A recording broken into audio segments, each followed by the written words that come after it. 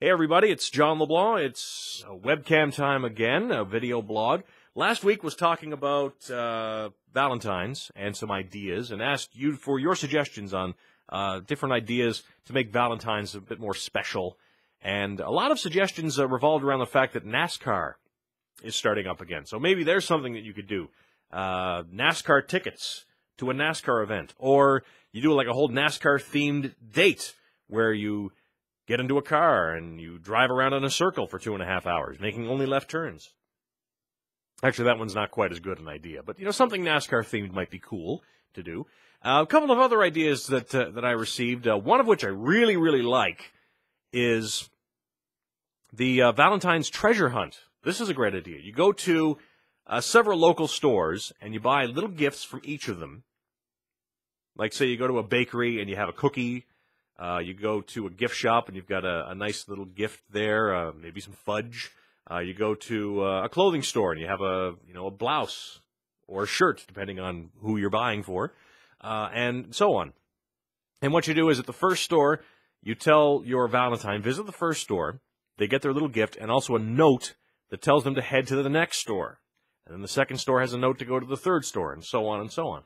So you have a nice little building up of suspense over the trip. There's some nice gifts involved. And then, of course, at the end, the last note sends them to where you have the romantic evening planned, either the romantic dinner or just the romantic evening at home. You have it all set up nicely with the decorations and the music and whatever works. That's a really good way to get Valentine's going. Another idea I didn't quite go for was the idea of dinner in bed. The logic being that if breakfast in bed can be a romantic thing, why not try dinner in bed with your Valentine? And there was even some suggestions that were put in there. Things like a gourmet picnic with wine and cheese and bread and so forth.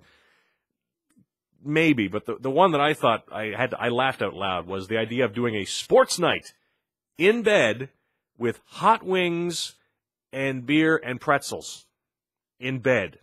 Now, can you imagine the crumbs and the hot sauce stains on the bedspread that would be left after a night of hot wings in bed? That's just not a good idea at all. I wouldn't recommend that, unless of course you put a plastic covering over all the sheets before you start, which kind of defeats the whole purpose of a romantic evening at home.